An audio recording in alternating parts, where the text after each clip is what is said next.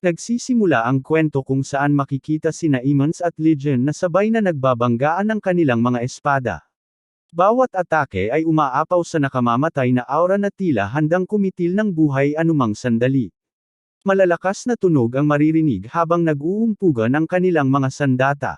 Ilang saglit pa'y parehong umatras ang dalawa upang magbigay ng kaunting agwat, kapwa may malamig na tingin na puno ng katahimikan. Doon ay narinig na sinabi ni Legion na bibigyan niya ng 3 pagkakataon si Emmons upang itubos ang lahat ng kasalanan nito. Nang marinig iyon, tumingin si Emmons ng mariin na may halong galit. Inihayag niyang nagsasalita si Legion na parabang nakasalalay na sa kamay nito ang kanyang buhay. Kitang-kita sa kanyang mukha ang pagkadama ng matinding paghamak. Dahan-dahan, isang masidhing aura ng pamamaslang ang bumalot sa kanyang katawan. Mariing sinabi ni Emmons na lubos na siyang pinagmumukhang tanga at simula sa oras na iyon, uunahin niyang punatin ang bibig ng kanyang kalaban. Sa isang iglap, pinakawalan niya ang isa sa kanyang mga natatanging teknik na kilala bilang anyo ng espadang hari ng kalangitan. Sa bilis ng kanyang galaw, tuluyan siyang naglaho sa paningin at agad lumitaw sa harap mismo ni Legion, sabay hampas ng espada na may layuning hatiin ito sa gitna. Ngunit kasabay ng kanyang pagsalakay, mabilis ding iniangat ni Legion ang sariling espada upang salubungin at hadlangan ang mapanganib na atake. Napatunayan na ginamit ni Emmons ang unang anyo ng teknik na tinatawag na Tebas ng maitim na araw. Nagkaroon ng nakabibinging pagsabog ng enerhiya mula sa pag-uumpugan ng kanilang mga kapangyarihan. Kahit papaulit-ulit na nagpapakawala si Emmons ng mabagsik na atake, nanatiling matatag si Legion, hindi man lamang nagpapakita ng bakas ng panggigipit. Samantala, nagsimula ng magpanak ang lahat ng naruroon dahil sa matinding pagyanig na nagpaguho sa napakalaking palasyo. Nagsisigawan ang mga tao, sinasabi nilang hindi na sila makakapanatili sa loob dahil tiyak naguguho ang gusali. At tunay ngang nangyari iyon, sapagkat walang inaasahan, bigla na lamang sumabog ang palasyo ng Northern Heaven Alliance sanhi ng walang humpay na banggaan ng espada ng dalawang mandirigma. Sa gitna ng alikabok at pagkawasak, hindi man lamang bumaba ang tindi ng labanan nina Legion at Emmons. Kahit wasak na ang buong templo, nanatili silang nagbabanggaan, iniwan lamang ang mga guho bilang saksi ng kanilang marahas na duelo. Walang isa man ang naglakas loob na lumapit, sapagkat lampas na sa normal na hangganan ang labang kanilang nasasaksihan. Mula sa malayo, wala silang nagawa kundi panuurin ang nakamamanghang tunggalian na hindi nila inakalang posible. Sa malamig na tinig, mariing sinabi ni Legion kung inaakala ba ni Emmons na walang halaga ang buhay ng lahat ng tapat na sumunod sa kanya. Ngunit malamig ang naging tugon ni Emmons. Iginiit niyang wala siyang pakialam sa mga tagasunod na walang silbi, sapagkat kahit mamatay ang mga iyon, madali siyang makakahanap ng kapalit. Dahil sa sagot na iyon, tiningnan siya ni Legion ng may matinding pagkasuklam at mariing sinabi na kung ganoon, hindi siya karapat-dapat na tawaging isang pinuno, kundi isa lamang nilalang na tunay na nakakadiri. Biglang pinaikot ni Emmons ang kanyang espada pababa upang tangkaing harangin ang atakeng patungo sa kanyang dibdib. Subalit huli na ng matanto niyang isang panlilinlang lamang iyon. Sa halip, pinuntirya ni Legion ang kanyang pulso. Sa isang mabilis na galaw, tinamaan ng talim ang kanyang pergalangan kamay at naputol ang mga ugat, dahilan upang bumalong ang dugo. Galit na isinumpo ni Emmons ang ginawa sa kanya, sapagkat alam niyang sinira ni Legion ang kanyang pinakamalakas na braso upang pahinain ang kanyang kapangyarihan. Ngunit bago pa siya makapagpahinga o makabawi, isang mabagsik na kamao ang dumapo sa kanyang ulo. Sa lakas ng suntok ni Legion, tumilapon siya ng malayo at bumagsak sa mga guho ng templo. Nag-alingaw ang malakas na tunog ng pagkakabangga, dahilan upang mapahinto at mapahawak ang lahat sa kanilang hininga. Sa malamig at mariing tinig, idineklara ni Legion na ang unang suntok na iyon ay para sa kasamaan ni Emmons, lalo na sa brutal na pagpatay sa inosenteng pamilya ng lihanhang. Gulat na gulat ang lahat ng saksi. Hindi nila inasahan na magagawa ni Legion na igupo ng ganoon katindi ang kanilang pinuno. Sa gitna ng labanan, ipinakita ni Legion na kaya niyang pabagsakin ang taong matagal nang kinatatakutan at itinuturing na hindi matitinag. Mula sa kanyang mga mata na puno ng puot, mariin niyang ipinahayag na ang isang tulad ni Emmons ay tunay na nararapat mamatay. Sinabi pa niya na ito ay isang basura lamang na nagdulot ng kasamaan at dumungis sa Jiangho. Ngunit hindi pinansin ni Emmons ang mga salita ng kanyang kalaban. Buo na siyang nilamon ng naglalagablab na galit. Mabilis siyang gumalaw at sumigaw ng may pagkapuot, sinasabing nakalusot lamang si Legion dahil siya'y hindi nakapaghanda. Sunod-sunod niyang inihampas ang kanyang espada, pilit sinusubukang tamaan si Legion. Gayunpaman, wala ni isang tama ang tumama sa katawan ng kalaban. Habang lalong nadidagdagan ang pagkabigo sa mukha ni Emmons, tumugon si Legion ng malamig na halakhak. Sa tinig na puno ng pangungutya, itinura niyang kung tunay na nakalimang si Emmons, kailan ba ang huling pagkakataon na lumaban ito nang isinusugal ang sariling buhay. Dagdag pa ni Legion, matagal na raw simula ng personal na nakapatay ng tao si Emmons gamit ang sariling kamay. Sinabi niyang mula sa paraan ng pag-atake nito, malinaw na hindi na ito kasing lakas ng dati. Ngayon, isa na lamang itong matandang mapurol na hindi man lang kayang saktan siya. Dahil sa insultong iyon, sumagot si Emmons na galit na galit. Tinawag niyang Hangul si Legion at inangking isa lamang itong batang umaasa sa purong lakas. Mariin pa niyang idiniin na kapag dumating ang kanyang mga piling kawal, siguradong madudurog ng pira-piraso si Legion, at sa oras na iyon ay ipapakita niya ang kanyang tunay na kapangyarihan. At tunay nga, ilang saglit lamang, dumating ang ugong ng mga kabayong dumadagandong sa lupa. Mula sa malayo, lumitaw ang malaking hanay ng mga kawal na nakasakay sa kabayo na mabilis na lumapit sa lugar ng labanan. Sila ang piling hukbo ng Northern Heaven Alliance, ang huling pangsuporta na ipinatawag ni Banui.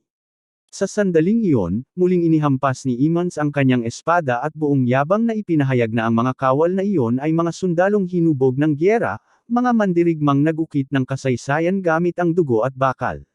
Sinabi pa niyang kahit si Legion ay minsang nagwagi sa Heavenly Dragon Tournament, wala itong karapatang mangarap na matatalo ang kanyang pinakamahuhusay na kawal.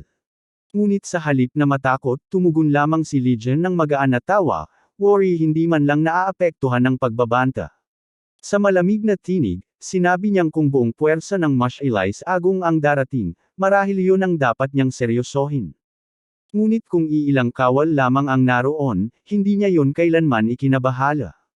Habang patuloy na dumarating ang mga kawal ni Emmons, bigla na lamang huminto ang kanilang pag-usad.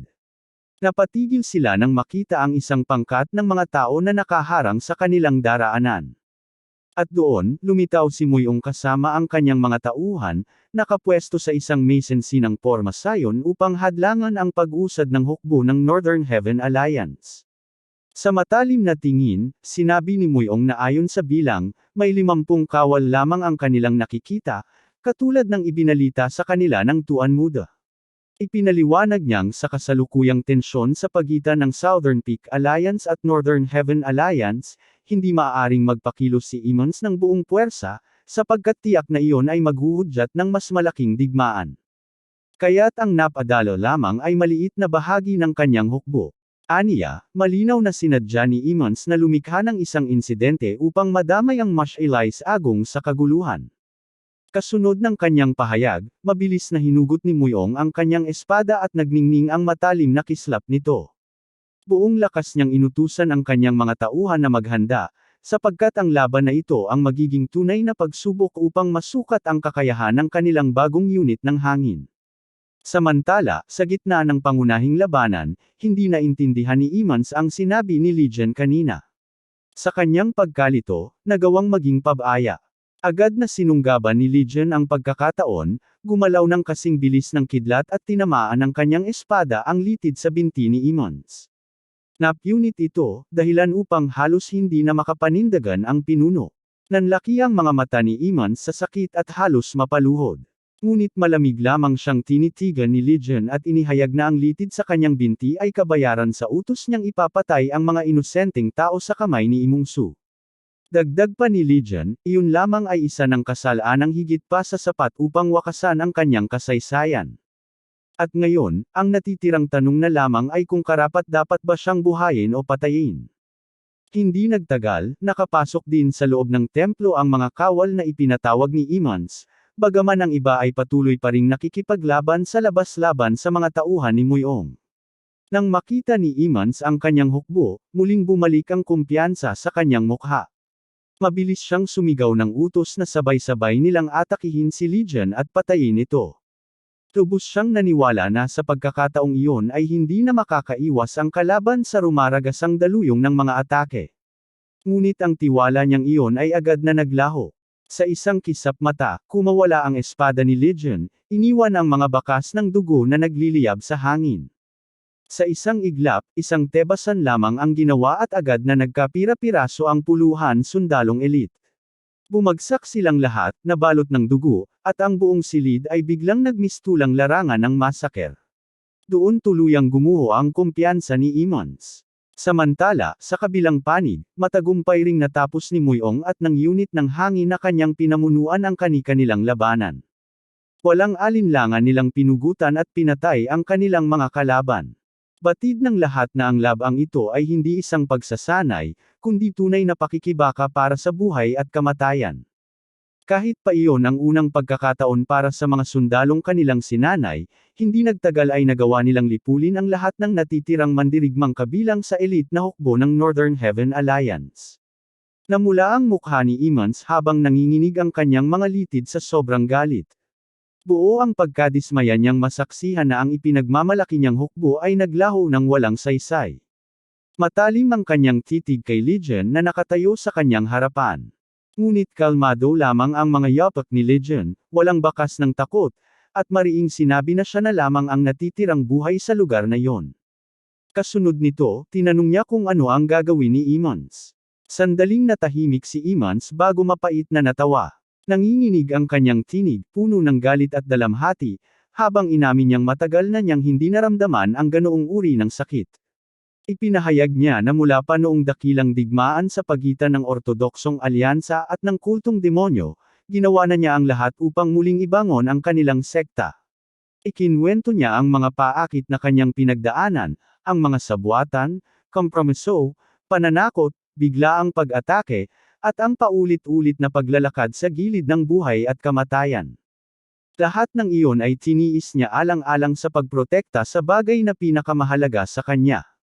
Ngunit ngayong naririto siya, matapos ang 20 taon ng walang humpay na sakripisyo, tanong niya kung mauuwi lamang ba ang lahat sa isang nakahihiyang pagkatalo. Tahimik ang paligid, at ang tanging maririnig ay ang bigat ng paghinga ni Emmons. Sa huli, mariin niyang tinanong kung sino nga ba talaga si Legion para maglakas loob na gawin ito sa kanilang pamilya. Kalma namang tumugon si Legion, at sinabi na siya ay anak lamang ng isang mangangalakal ng prutas sa gilid ng lungsod. Ngunit ipinahayag din niya ang kanyang mga nagawa, siya ang pinuno ng Menor New Wind Pavilion, kampyon ng paligsahang Heavenly Dragon, at isang manlalakbay na nag-ikot sa buong Jiangho. Dugtong pa niya, na may matinding puot, na si Emmons ay isang halimaw na karapat-dapat hamakin. Ngunit sa sunod na mga salita, tila siya ay nakikipag-usap na lamang sa kanyang sarili. Inamin niyang una niyang inakala na si Emmons ay isang aso lamang. Subalit kalaunan ay natuklasan niyang isa pala itong tigre. At higit pa roon, ang tigre ay nagbago at naging isang asul na dragon na tangan ang mutya ng mga dragon. Lalong nag-alab ang determinasyon ni Legion. Itinaas naman ni Emmons ang kanyang espada, handang ilabas ang lahat ng lakas na natitira sa kanya. Buo ang kanyang paniniwala na kahit hari mo man o dragon ang kanyang kalaban, bilang pinuno ng Northern Heaven Alliance, hindi siya basta-basta mamamatay sa lugar na iyon. Samantala, sa ibang dako habang lumulubog ang araw, iniwas ni Soren ang kanyang tinginang mapagtanto niyang naroon si Sol Ho sa kanyang likuran. May halong alinlangan at kuryosidad, tinanong niya ito kung naaalala pa ba niya ang dating sinabi sa kanya. Ipinaalala niyang minsang nabanggit ni Sol Ho na si Legion ay nagmana ng kanyang dugo at nagdurusa dahil sa pananabik nitong magwasak. Malayo ang tingin ni Sol Ho nang tumugon, malamig ang tinig ngunit puno ng bigat at hinanakit. Inamin niyang totoong ang si Legion ay may dugong nagmula sa kanilang pamilya, pamilyang sabik sa pagkawasak at laging nakatali sa kapangyarihan. Ngunit may katiyakan ang tinig ni Soren nang sumagot siya. Sinabi niyang sa kanyang paningin, hindi kailanman nagmukhang ganoon si Sol Ho. Bagkus, kabaligtaran nito, isa itong mabuting tao. Dinugtungan pa niya na kahit totoo ang lahat ng sinabi ni Sol Ho, Naniniwala siyang hindi ito magpapasilo sa ganoong kasamaan. Kaya mula sa sandaling iyon, ang tanging magagawa nila ay bantayan ng mabuti si Legion, kung magiging isa ba itong tunay na bayani o siya ang magiging mananakop na si Sirius sa buong mundo. Kasabay ng usapang iyon, muling umalangaw ang tunog ng nagbabanggaang espada. Muling nagpatuloy ang matinding labanan nina Emmons at Legion. Buo ang kanilang lakas na ipinakawala, walang ni Katie-ting na pag-aatubili. Batid nilang ang labang iyon ay hindi basta simpleng duelo, kundi isang walang hanggang pagtutuos na matatapos lamang kapag ang isa sa kanila ay tuluyang bumagsak at pumanaw.